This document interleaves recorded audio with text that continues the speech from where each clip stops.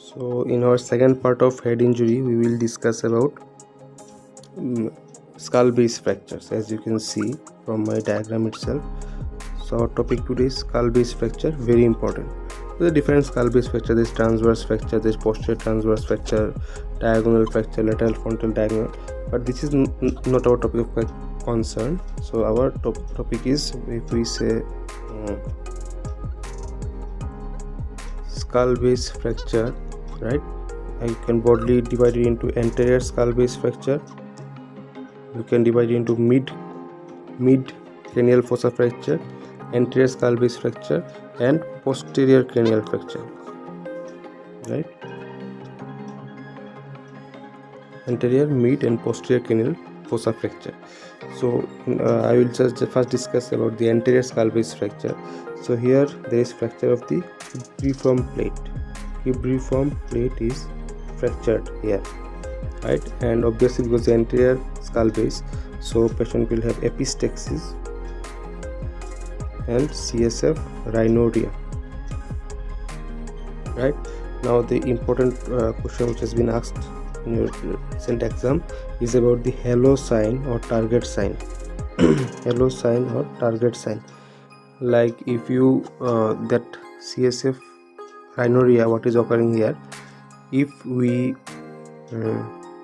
put a drop of this collection that will be coming out from the nose, if we put a drop of it in a white handkerchief, we will see a target sign. The target sign is of course like this, like there will be two circles, right? So the inner circle will be blood, right? And the outer circle will be CSF. Inner circle blood, outer circle CSF. This is your target sign. This confirms this is CSF rhinorrhea, right? And biochemical marker for CSF rhinorrhea, because this fluid is coming from CSF. How will you confirm that? The biochemical marker is this one. Your 1 second. The biochemical marker is beta-2 transferrin, right? This is present only in CSF, so you can confirm that is CSF rhinorrhea. And this is your halo sign, right? Second thing is we can get recognize. What is recognize? The blackish discoloration around the eyes due to anterior skull base fracture, right? Then we can give frontal lobe contusion. We can have anosmia, right? The most important being the recognize and beta-2 transferrin or the halo sign or target sign. This remains the most important and has been asked and tested before. So we will go to the mid-cranial fossa fracture. Now in mid-cranial fossa fracture, actually the petrous part of temporal bone is fractured. Petrous part of temporal bone, right?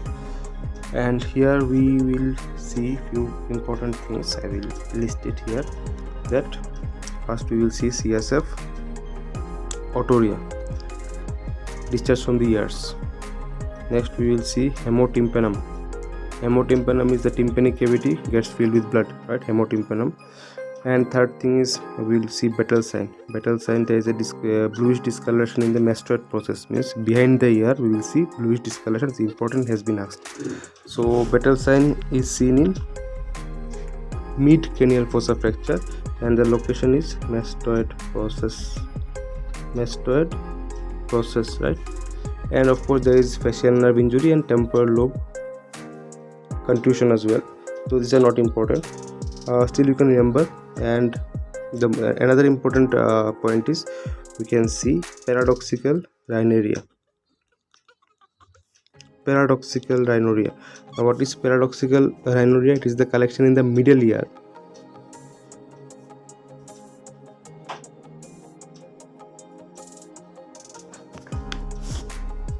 Okay, so what is paradoxical rhinorrhea? It is the collection in the middle ear, from where it comes to the utrition tube and finally via the nose, right? So yes.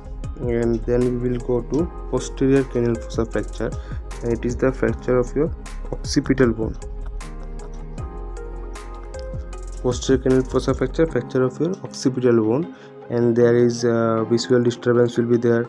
There will be sixth nerve injury, sixth nerve may be injured, occipital contusion is there, basilar artery fracture may be there, but the most important thing is your Barnett syndrome. What is Barnett syndrome? It is also known as jugular foramen sign, where 9 to 11 cranial nerve may be injured. Barnett syndrome, very important. So we will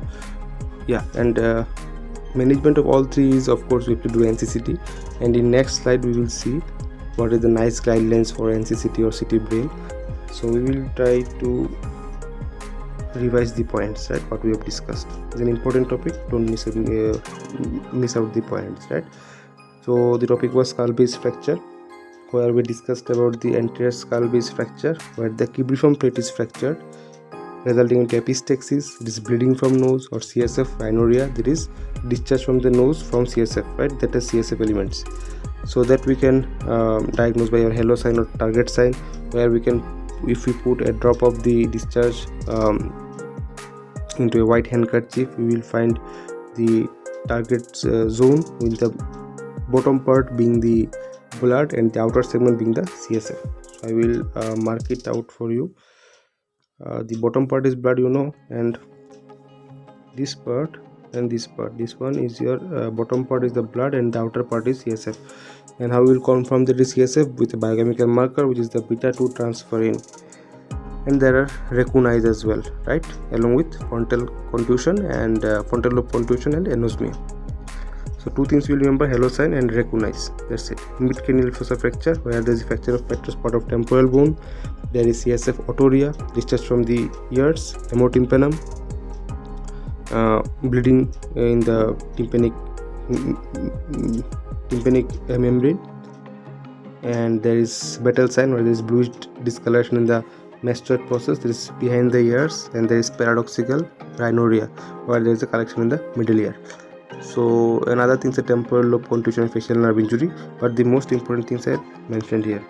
And the posterior cranial fossa fracture, there is fracture of occipital bone, and the features are visual disturbance, sixth nerve injury, most important being the Barnett syndrome or jugular foramen